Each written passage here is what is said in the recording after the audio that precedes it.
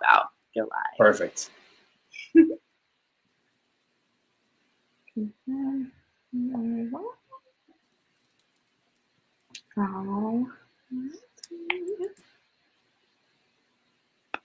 Okay, amazing.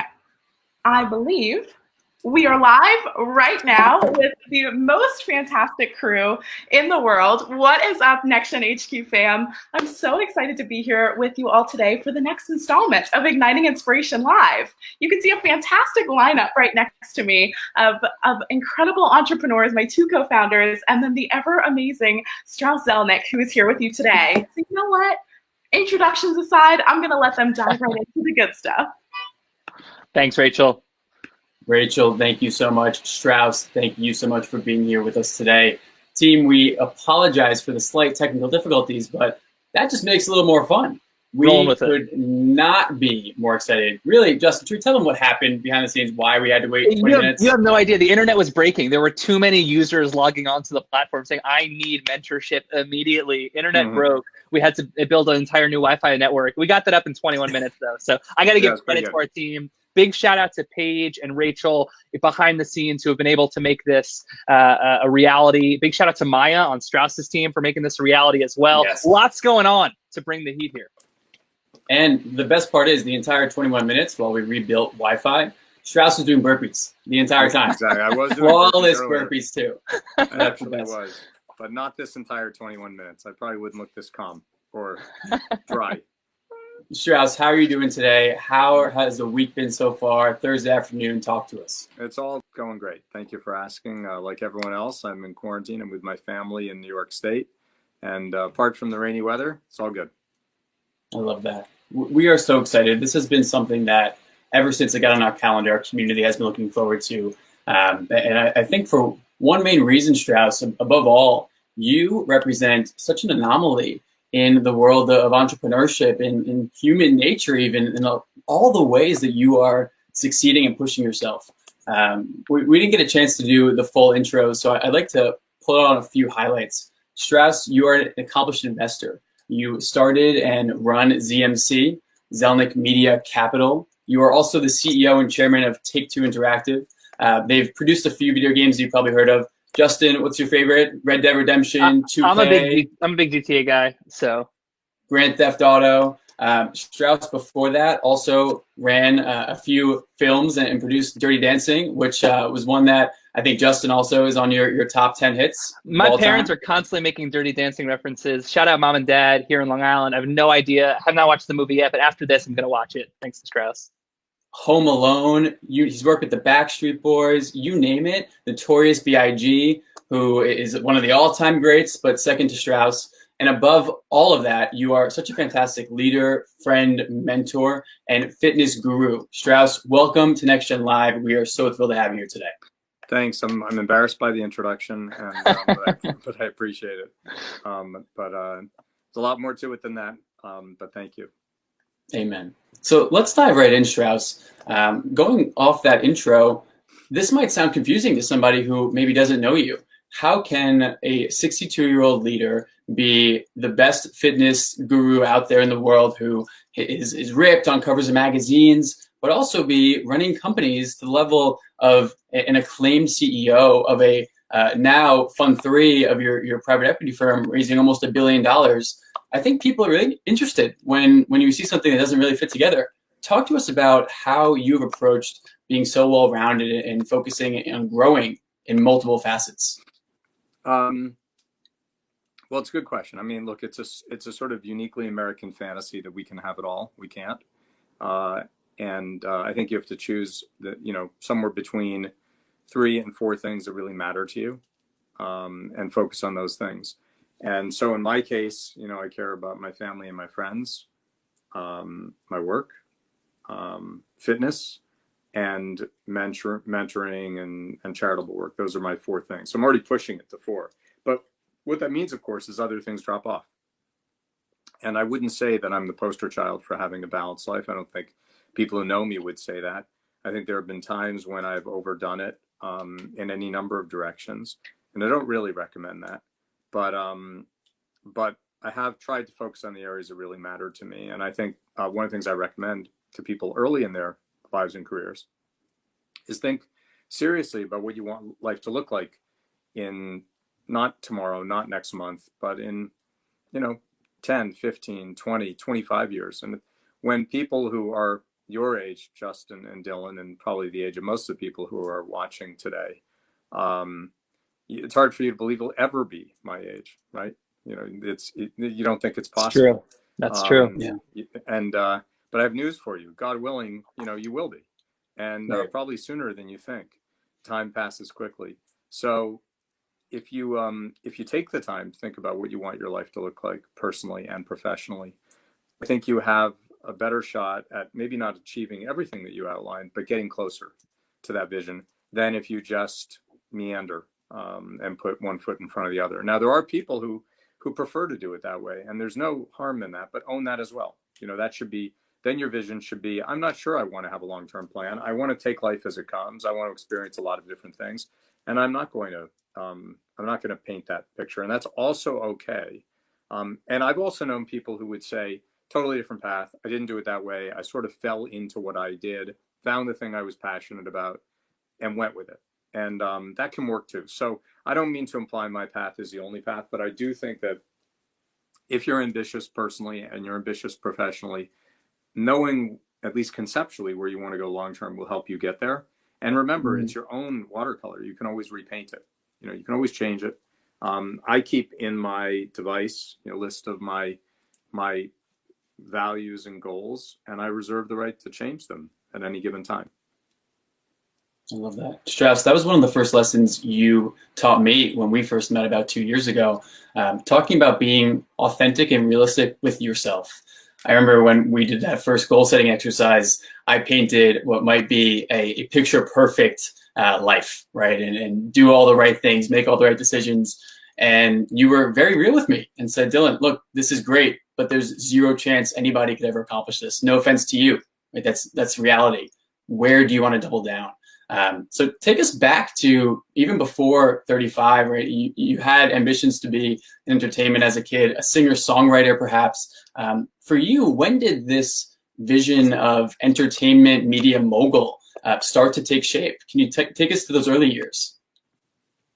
Yeah, well, I have an unusual story in that way. I mean, I think by the time I was 5 years old, I thought I wanted to run a movie studio, and I didn't even it wasn't like That's we awesome. weren't allowed to watch television, and I think the first movie I went to was Fantasia, which scared me, and I didn't even like it. But for some reason, I decided I wanted to make movies, and along the way, I dabbled with the notion of being an entertainer myself. I was a songwriter, I was a singer. I was an okay songwriter. I wasn't a good singer at all. It took me till the age of 19 to face up to that. It was painful, but necessary. Then I became a creative writer, and I was better at that, but still probably not good enough to do it for a full-time job, although I have written 2 books, both nonfiction, though, not fiction. And when I graduated from school and my college, I had to really stop and think, do I want to pursue writing seriously, or do I want to pursue business? And I decided that I could probably most effectively express my passion for entertainment through building and running businesses, because it was clear that I was passionate about all things creative. It was equally clear I wasn't talented as a performer, but it seemed like I might have some skills that were consistent with running businesses, and so that's what I pursued. And I went to grad school in an effort to pursue that. And that's what I've been doing ever since. So the earlier you can arrive at that conclusion of what are you really good at? What do you really like to do? And is there something that encompasses those 2 things, the better. Again, not everyone can. Maybe that the thing you're passionate about can't find, first of all, maybe the thing you're passionate about, you're not very talented at. That's a real problem professionally. That means you may have to do something else.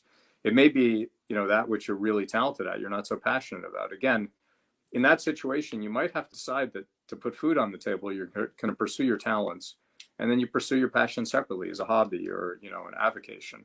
Plenty of people do that. There's no shame in doing that. But if you can find an intersection between what you're really good at and what you really like to do, and there's some business opportunity that encompasses both of them, that would be even better. And that was the case for me. But it wasn't, that business opportunity didn't necessarily meet all of my interests, and wouldn't necessarily meet other people's interests. Going into the entertainment business, building your own media business, these are incredibly risky things. And, when I got out of grad school, I could have gone to a big company where my path would have been more assured, maybe would have made a bunch more money. But this was my passion. It's what I wanted to do, and I figured I could do it. I set out to do it, and it worked out okay. That's great. And at the age of 32, you are given the reins of one of the leading, at the time even, but of course today, movie production houses. What was that like? Who took a chance on you, Strauss? Because I know mentorship is hugely important in your life. Talk to us about that first step up, if you will, after graduating Harvard.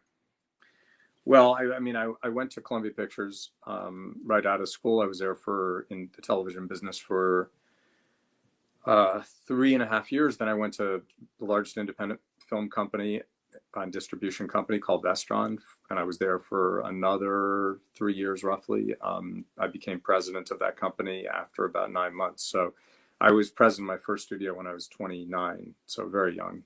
That's when I greenlit. I didn't produce, by the way. I greenlit Dirty Dancing as the president, but I certainly didn't make the movie. The movie was made by the producers and the writers, and it was really the responsibility and credit goes to the creative team at Vestron at the time. So Mitchell Cannell and Ruth Vitale and others. So I deserve none of the creative credit. Just not what I do. I deserve credit for backing the team, but my job is to find a great team and back that team. I was recruited to Fox because of my track record at Vestron, but also because I had a relationship with the new chairman of Fox, Joe Roth, and also I was interviewed by Barry Diller and Rupert Murdoch. So they all took a chance on me, even though I'd only run an independent. I'd only run that independent for a couple of years. But that I think they saw something there, and they were willing to take a chance. And that also was a time. The motion picture business was a little more fluid then, a little more entrepreneurial then, I don't know that would happen today. I also got very lucky. I was in the right place at the right time. For those in our audience listening, Strauss, who are at that stage where mid-20s, graduated college, pursuing an ambition full-time, Justin, we run into these community members all the time who don't know when to take the jump, right? Don't feel that they have the opportunities in front of them. We lean on mentors all the time. But what would you tell even somebody today, Strauss, you just alluded to it, what are those roadblocks that are stopping the Strauss Zelnick at 32 back then from Strauss Zelnick today also being able to take the reins there?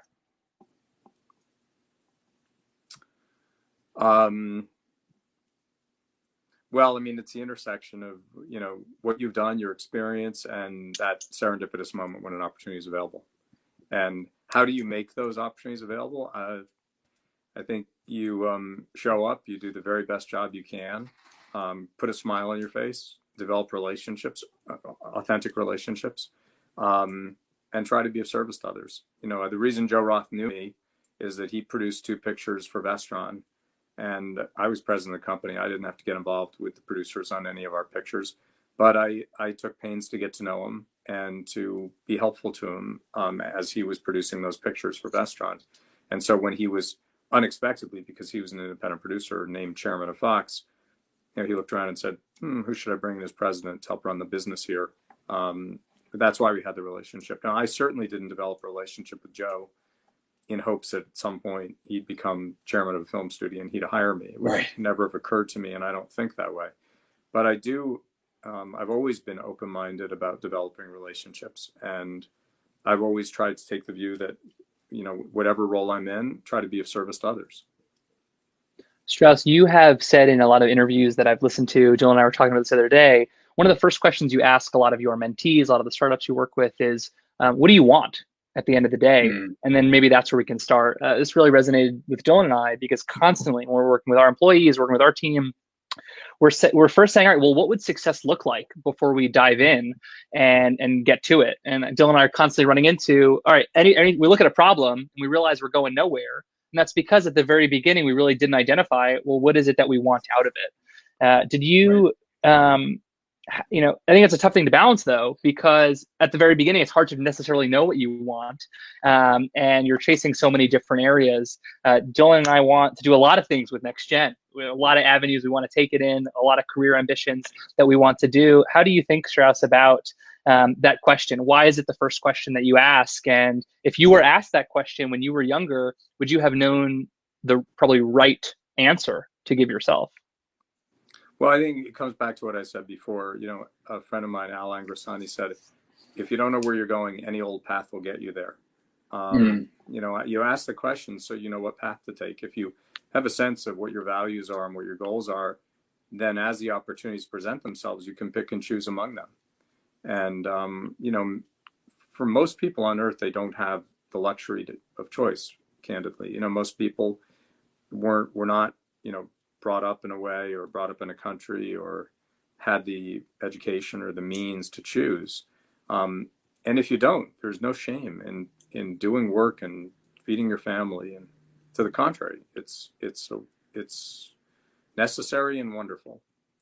So this advice is more for people who have choice, the luxury of choice. And if you have the luxury of choice, what a terrible shame if you don't avail yourself of it.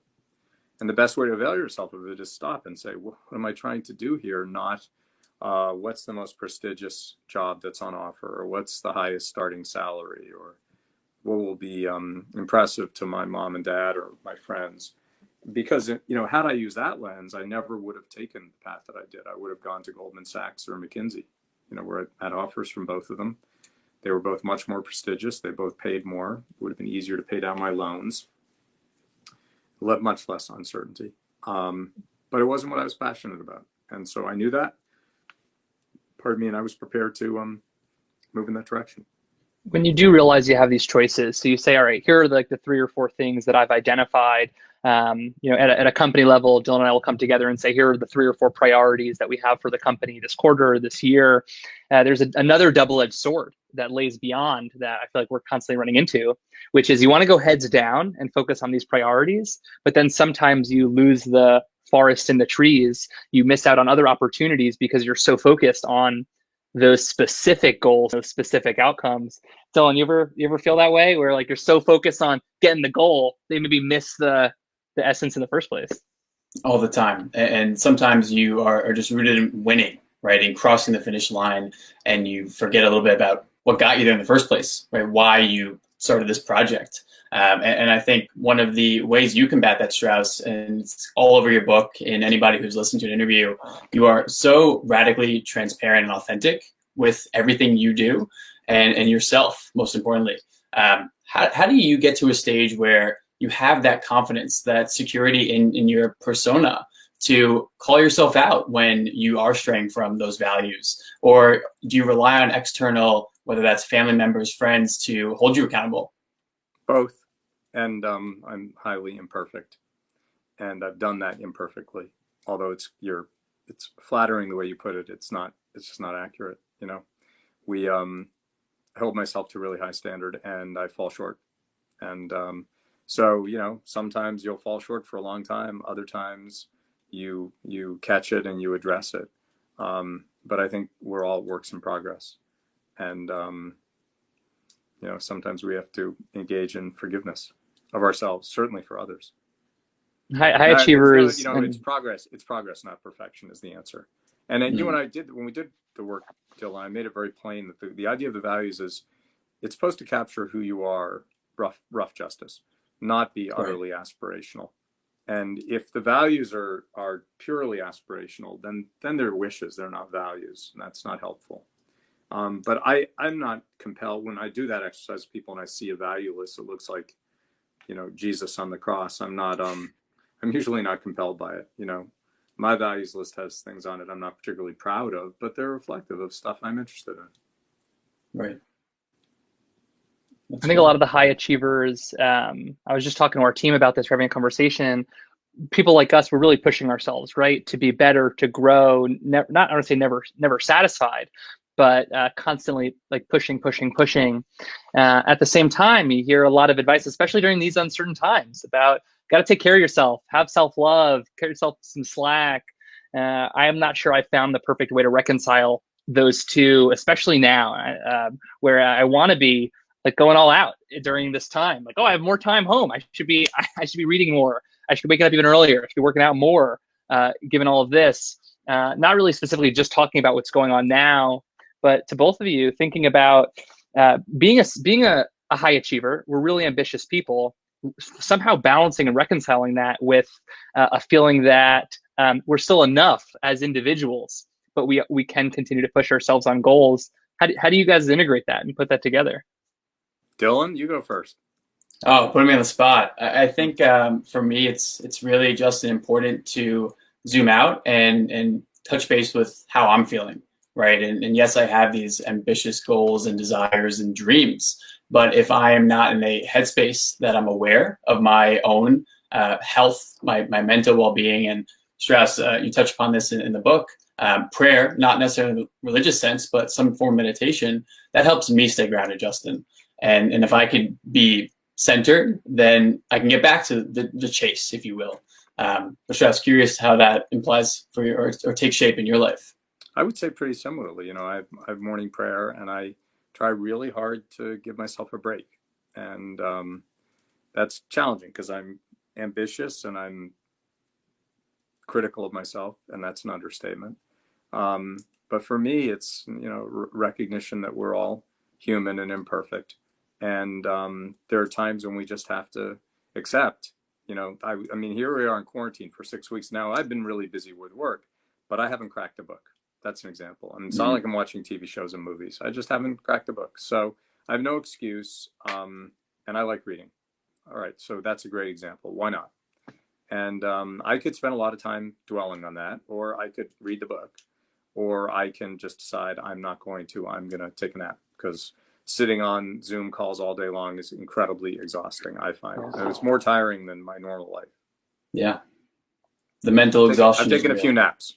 So Dylan and I were just talking this morning in preparation for this about prayer specifically, and trying to walk a fine line sometimes publicly when talking about, I think, these practices that are like really pretty foundational to people, but you don't want to turn people off.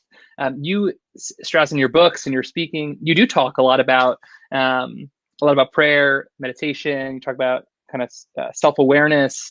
Do you ever try to water down your language to reach a universal audience? Are you more on the other side where you're like, here's what I believe in, those who resonate, those who don't, great? How do you think about that specific component of, I think a lot of what we're talking about might sound pretty foreign to others who have not really embraced?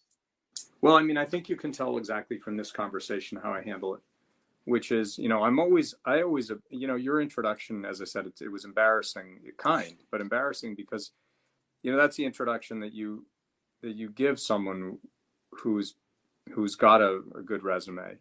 And often when those people are invited to speak publicly, as I have been here by you all kindly, the story is, here's my 7 practices that make me so awesome. You should try them all. They're mostly really difficult and complex. No human being could do them all. And therefore you'll probably fall short and never be as awesome as I am. I mean, that's my least favorite speech and my least favorite self-help book. So I try to do something different, which is, look, here are the practices I recommend. They work for me. They may not work for you. And I am highly imperfect in putting them into action. And for example, when you talked about, you're incredibly authentic and et cetera. Yeah, I try really hard, but I fall short. So when I describe my prayer practice specifically, Justin, you're right. I was on a network television show, so there were a lot of people watching, and I was asked about the spiritual part of the book that I wrote on health and fitness and wellness, and I described it pretty openly, but I stopped short of Bible thumping. Now it happens I'm not a Bible thumper, but I invited people to find some point during the day to connect with something outside of them. That's all. And that's basically what my practice is. It's a little more than that, but it's not much more than that. And I think most people can relate to that. So I think your instinct and your question is an excellent one, which is, how do you motivate people and encourage people without turning them off? And I think the answer is, first, be honest. Like, the biggest turnoff for me is like, here are these 20,000. There's a book called The 7 Habits of Highly Effective People. I don't know if any of you read it. I didn't think it's like, you know, the 7 habits of highly neurotic people who couldn't possibly get all 7 done is a better name for that book. I read the book. It was like, write down 17,000 lists and go back to them and carry them around. And we're here to sell you a little wallet to keep the lists in. And I was like, oh my God, the lists alone is like a full-time job. And all I took away at the end of the book was how utterly inadequate I was. So I like to stop short of that and rather encourage people in simple ways, you know. And my book on health and wellness basically says, look, you know, it's pretty straightforward. Eat a moderate diet. You don't have to be perfect, but eat a moderate diet. Go to the doctor and do what the doctor says. Get exercise, even if it's moderate or even minor exercise, and have some kind of spiritual practice. And that's all really, like, when you put it that way, that's incredibly easy. And I don't think it would scare anyone. And then, sure, if you want to dig into it and say, okay, I want to have an incredibly healthy diet. Yes, there are steps you can take. Or I want to really learn how to meditate. You can take those steps. Or I want to go to every doctor and just get like super tune my health. Or I want to exercise like an animal and be in incredible shape. You can do all of those things, but you may choose not to and still have a really good life. So in my case, you know, my spiritual practice is limited. It's just a few minutes in the morning. I don't meditate. You know, there are those who think I really should, and maybe I'm among them, but I don't do it. My diet's really good compared to like your average American diet, but it isn't perfect. And I eat sweets and, you know, eat carbs now and then. And it's not a perfect diet by any means. I do go to the doctor. I do what the doctor says, and I get a lot of exercise. So on the 4, I'm like, you know, really good on 2, really, really good on 2, so on 2. And I think that's a pretty good report card. Long answer to a short question, but I think the bottom line is, if most of us told the truth, you know, I think humility is not, false humility is a very unattractive quality. Genuine humility is reality. Like, we ought to be humble because we're all so imperfect. I love that, Strauss. And one of my favorite parts of Becoming Ageless, your second book, I think I'm going to paraphrase here. You were talking with your doctor and you described your diet and you said, it's non-negotiable because I like my sweets and I'm keeping my sweets, right? And you putting that in the book. Here is what maybe everyone, to your point, sees as 6-pack abs, right? Oh, he must never have candy. No, I have candy. I'm a human being. And hearing that from you, hopefully as a 24-year-old, I can be a little bit more accepting of my faults, right? I can be a little more understanding. And Justin, when we have our one-on-one scorecard meetings with our team, it's not always about the wins, right? We like to focus on the times we fall short and doubling down on the takeaways there, but also analyzing the wins, of course, but learning, always looking for the opportunity to grow. I think, Strauss, you call it your priority matrix, right? If you can find the impact zone where it meets, whether that's high effort, low effort, the impact's all that really matters. So Justin, Strauss, how do you both feel about those moments when you do tell yourself it's okay? What do you go through? Is that alone time? Is that something along the lines of therapy? What are your practices that work for you to get yourself back when you've had one of those slip-ups? I think what Strauss is talking about here is, and something that I am pretty top of mind with, which is you got to be like the hardest critic on yourself, but maybe like I don't want to say take it easy on others, especially not if it's like not an easy project. But Jill and I were just talking with a great member of our team about this. The best leaders that we know, they take all of the blame and they give out all of the credit. And I think that really resonates on a personal level too. You know, you do something great, amazing. You know, think my mom made this all possible in the first place. But at the end of the day, here are the areas I have to work on. So that's what I'm thinking about. It sounds like I'm applying Strauss's kind of business mentality a little bit into the personal sphere. But my guess is Strauss may say they're not really separate, that they're more of one integrated. Yeah, I think you're right. I mean, yeah, I'm a big believer in therapy for myself and for others. I'm a big believer in spirituality. I'm a big believer in connecting with other people. I do that through fitness and through discussions. Some people don't want to go work out. That's okay. Dylan, I think we've worked out some, but I think we've spent a lot of time having coffee too, if I'm not mistaken. Yes, sir. That's always an option. And you're right, Justin. You know, I mean, sort of a little bit of a different topic, but when I'm working with a team and we fall short, I take responsibility. And I don't do it. I mean, everyone understands I didn't probably do the actual task, because CEOs don't actually do any tasks. But you know, when we're having a problem, I'll stop and say, look, if anyone's wondering who's at fault, let's just stop that conversation. I'm at fault, because you know, I'm responsible for this organization, so I'm at fault. And so put your mind at ease. I take responsibility. Now let's try to find a solution together. And we have loads of challenges at all of our businesses. You know, we've just gone through this huge economic crisis, and ZMC is a private equity firm. We do leveraged buyouts. You would imagine that we'd have some issues in our portfolio. Well, what have we done? You know, we've pulled together as a team, and within the last, how long has this been going on? 6-7 weeks. We have addressed nearly every issue in our portfolio, and our companies are going to be just fine. And you know, that's a testament to the way we work together. No one is being called out for, like, how could you have done that deal? Look what happened. How is it possible you didn't think something like this might happen, and therefore we might be at risk? We've just pulled together as a team, and we're going to get through it as a team. And my proudest moments at our firm have not been when we've had a great success and something's gone well. All those are wonderful.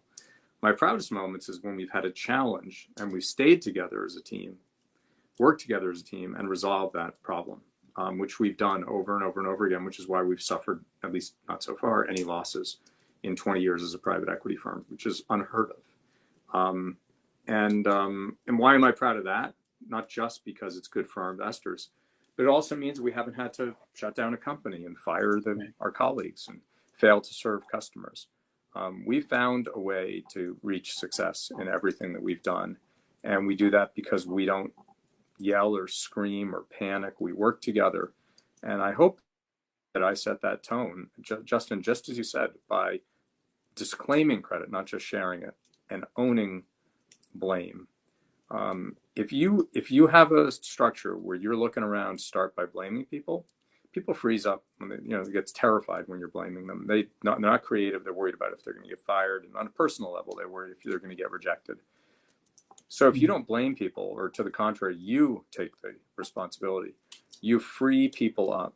You free them up emotionally. You free them up commercially. And they'll reach better conclusions.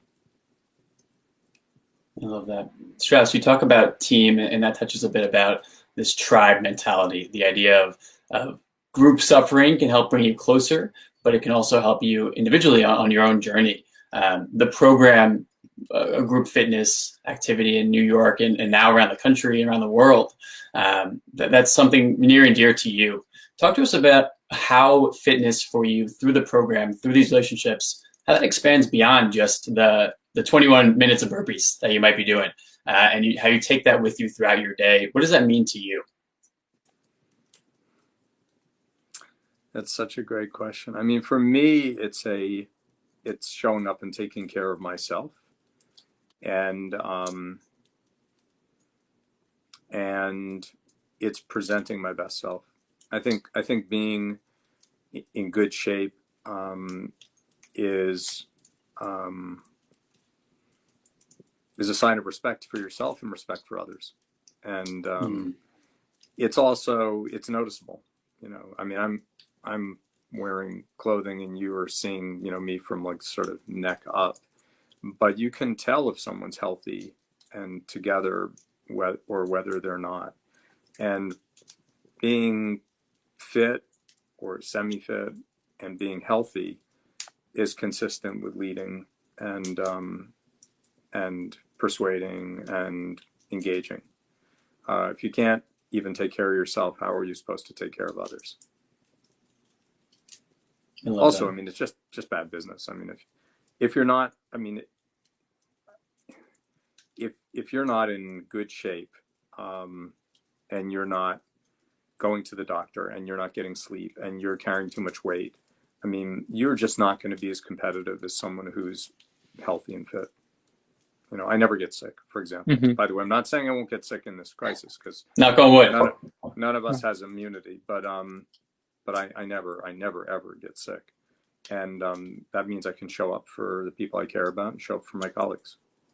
Quick story under behind the scenes from one of the last program workouts that I was a part of pre-quarantine. There was a group set, about 15 of us, and between every lift, the Purell machine was quickly pumped. So everybody do some barbell curls, Purell, burpees, Purell, high five, Strauss, Purell. But I love that, and I think that applies across, as you said, to this greater life, right? It's not just fitness, it's not just business, it's not just faith. Being your best self extends beyond that. But Strauss, as we near the end of our time with you here today, one of the questions we love to ask people like yourself who have such a broad view and are really generating impact in so many different facets for their family, for their friends, for people like Justin and myself. What excites you about the next generation of builders, of entrepreneurs? I mentioned it earlier, your team at ZMC, you just closed this big new fund 3, and obviously going to be looking for some exciting investments in companies. Now, zoom out maybe to fund 4 or 5 or 6. What are you getting hyped about that energizes you even today?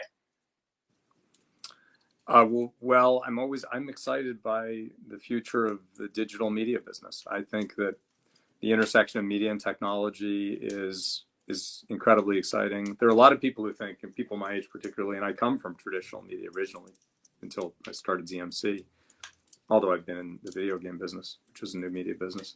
But I came from very traditional media, and most traditional media folks will say, you know, the great days of entertainment and media were, you know, the 1920s to the 1960s. And I see it differently. I think we're about to enter a 40-year period, haven't entered yet, where the most exciting things will occur in the intersection of media and technology that ever have in the history of mankind. This is just the beginning. What's gone on in the last 20 years just set the table. And 10 years from now, this technology we're using today will be seen as, oh, so cute and antique.